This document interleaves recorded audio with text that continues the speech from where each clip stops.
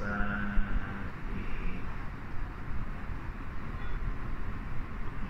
Santiago. Mayong buntag mga kaigsoon na nata sa PSA province karong mga orasa kay akong kauban ang gikuyugan diri pag-claim sa iyang national ID na po nilang head nila dire sa PSA province nga si Sir Melchor Bautista na dire ron nagpirma pa siya ron sa pagkarong orasa niya. May buntag nimo Sir Melchor, kumusta na ang pagpadagan dire sa PSA province ninyo? May buntag sa tanan, may buntag sa Tigpaminaw. So as of now, ubay-ubay paginta ng mga kaigsuon nga wani sa PSA aron pagparehistro o pagkuhan sa ilang national ID kung asa na ang ilang katong physical ID. So I hope na atong mga katawhan katong pagparehistro wala unta nila wad atong papel nag-i-issue sa ilaha kay mo na to'y pirmiro nga nahog ko siya nga temporary ID kung dili pat nimo abot sa inyohan. Pero the same validity ra itong EFIL ID o kini siya. So I hope na once nga kung magparehistro mo nya ma-issuehan mo sa EFIL ID ayaw din ninyo wada. Unsa may unang nasugatan nimo Sir? Sugat pag-assume nimo ni assume pag-ilis na retire naman itong unang head dire sa province sa PSA.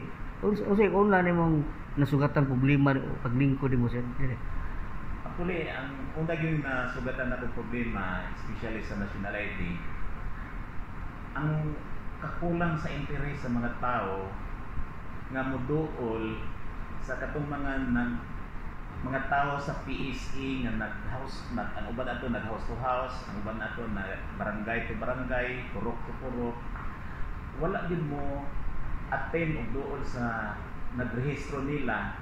So mo na siya karon nga nakita namo ron nga daghan pa di ay ang wala mahistro.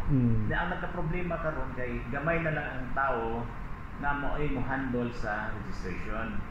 So ano siya nga na mga demand from local government. So doon na lang tayo 8 ka tao including ning naadiri sa province nga mo'y mo cater sa demand sa whole province. So mo siya nga amo ni siyang gitagaan og allocation by asa ang demand base sa request pod sa DSWD o sa mga congressman, sa mga mayor, kay para lang yun makiter ning nanginahanglan og national ID. Kaning national ID Sir Melchor kanang kung magkuha ka mag-fill up ka pila man ka adlaw makuha nila? Pila semana o buwan ba?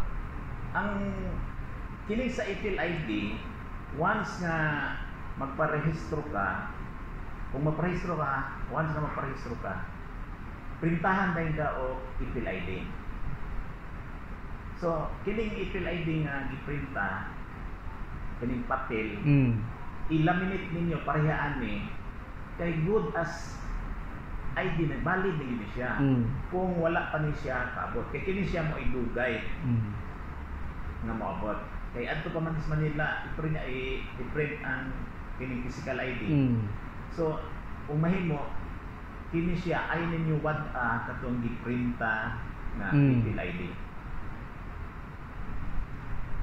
Wa ba kay nadawat nga report si Melchor nga kining ubang mga ID sa national ID karang kuan di maabot sa tagiya kay wa diha kasi paagi ninyo kubitag ang tagiya wa diha silang bahay. Ang kining nga ID kini siya mo ni siya i-deliver sa PhilPos. So ang PhilPos mo deliver katulo attend. So kung di sa katulon yang balik-balik dito, kung dili na gyud wala gyud diha ang tag-iya, so iha na ning i-deliver diri sa opisina. Muna karon nga naatay more than 60,000 nga naaron sa atong opisina. So, ang gibuhat ron sa opisina, nag-hire me o another nga mga tao nga mo ay mo deliver na pod aning physical ID.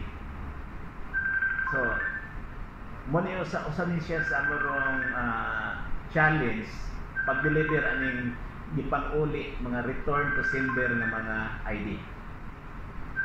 Unsay nilang tigadugayon Sir Melchor kay take busy ka. Unsa may mensahe nato sa mga mag-claim og national ID labi na sa senior citizen, PWD o kanang mga regular.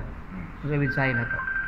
Katong mag-claim sa national ID, magkuan lang kita kanang pasensya lang yun kay nahitabo nga gamay na lang ang tao nato, gamay na lang ang mukiter. So, although diri sa opisina, ato man di-priority ang mga MABDOS, mga senior citizen, mga PWD, pero tungod po sa kadaghan sa demand, dili pod namo maato.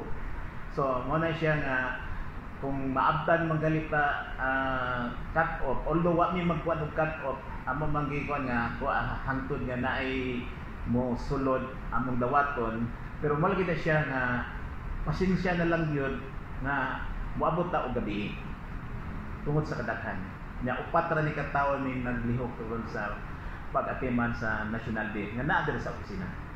Okay, salamat Sir Melchor nya maayong buntag nimo tanan.